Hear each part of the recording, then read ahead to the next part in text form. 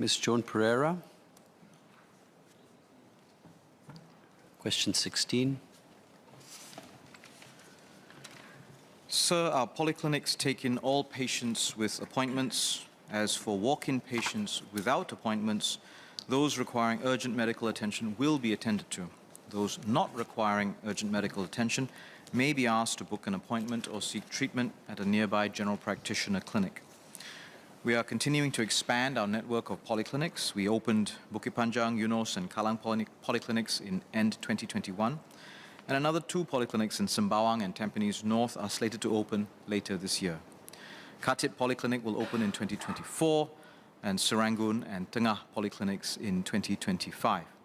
At the same time, we will work with GP clinics, which play an important role in treating acute diseases at the primary care level too. Thank you, sir. Mr. Liang Eng-hwa. Sir, I share the concern expressed by Member Joan Pereira on the polyclinics and the SMS mentioned about Bukit Panjang Polyclinic.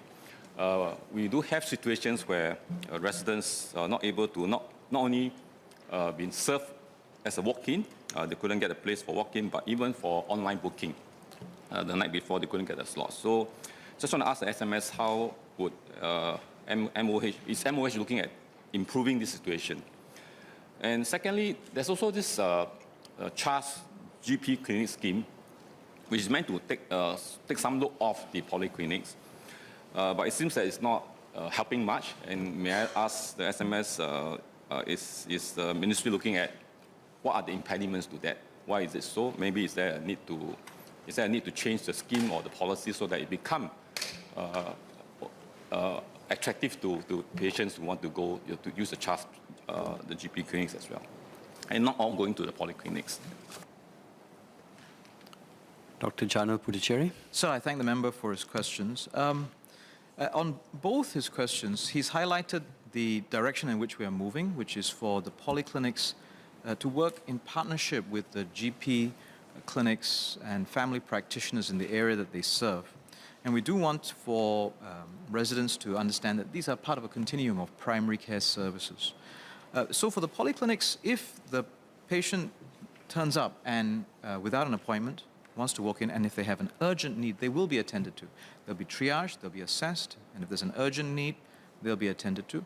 If it's something elective, then, and there are no appointment slots left, the recommendation will be that they seek care electively in a planned way, make an appointment with a general practitioner within the vicinity. I'm not sure whether there are specific details about how he feels the CHAS scheme is not helping much. Perhaps if there are specific cases, we could look into that and see how we can assist. In general, we are trying to find ways to help the general practitioners, the family physicians as a community upskill and deliver these types of cares in partnership with the polyclinic teams as well. And in general, the general practitioners and the family physicians are more than willing and able to do so. Mr. Ang Wei Neng. Thank you, Deputy Speakers. I want to ask a simple question to SMS. For residents in the West, especially in the Nanyang Ward, they go to Pioneer Polyclinic and they really have difficulties getting appointment online. And even so, when the residents go to the polyclinic to queue for the early in the morning queue for the appointment, they cannot get appointment. So my simple question is: one, can they queue if they can't get appointment? Can they get a next day appointment? Two is that we also understand that most of the hospitals and polyclinics at the MOH building is in other parts of the Singapore, probably the northwest part, northwestern part, and not in Jurong area. So how are we going to elevate the situation at the Pioneer Polyclinic? Thank you. Dr. Puthucheary. So I'll thank the member for his question.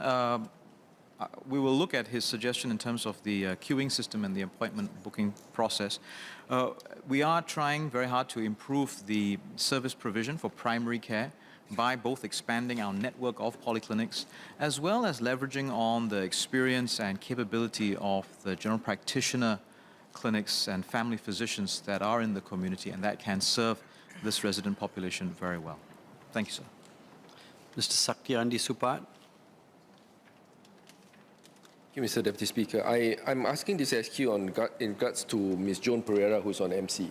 So she has actually has a very strong conviction about asking this SQ, so I'm actually conveying this question to SMS. Can SMS consider polyclinics considering prioritizing walk-in patients who are seniors? Because I think our member, Ms. Joan Pereira, is very particularly interested in making sure our seniors walking in, as well as those with mobility issues, given that they may find it challenging to go to GP. I think SMS has highlighted it somewhat at the beginning, but I think this is very focused on seniors, whether there could be prioritizing for them, especially those that are very aged and have mobility issues. Thank you. Dr. Janil Puthucheary. Sir, I thank Ms. Joan Pereira and Mr. Satyandi Supat for asking that question. As I mentioned in my original answer, the walk-in residents, the walk-in patients are triaged and assessed. And part of that assessment will indeed be their state of frailty, and their age and their mobility are considered as part of that assessment. I think the right thing to do is to allow the professional judgment of the clinical team at the site to make the assessment as to the urgency of their needs, rather than set a very arbitrary cutoff in terms of an age, for example, or other factors where actually the key thing is to assess the needs of that patient at that time. And that is indeed what the clinical services will do. I thank the member for their questions. Final SQ, Dr. Tan Wu Meng.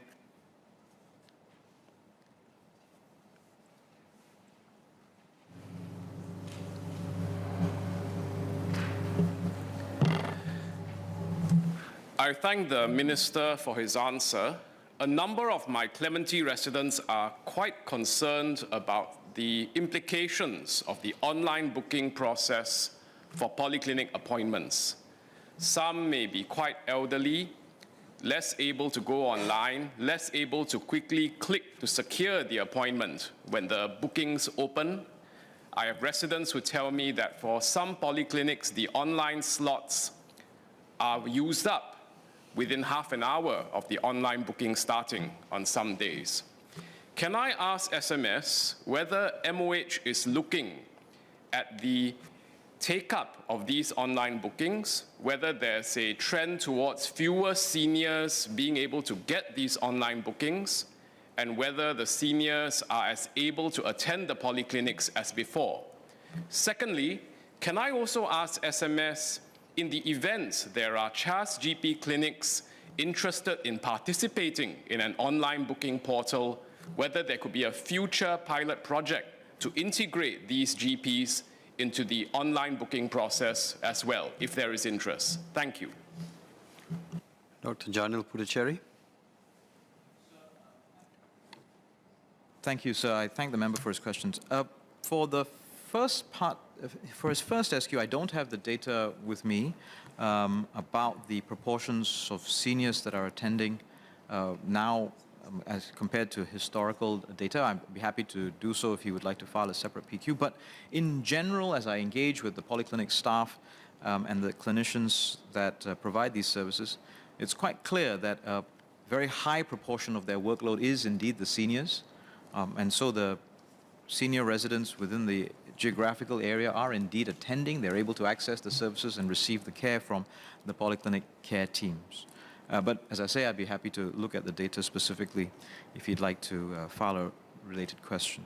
On his suggestion about the integration of the CHAS GP clinics into an online booking system, it's a suggestion worth studying, and we will indeed look to see how we can improve access to primary care services for residents. Thank you.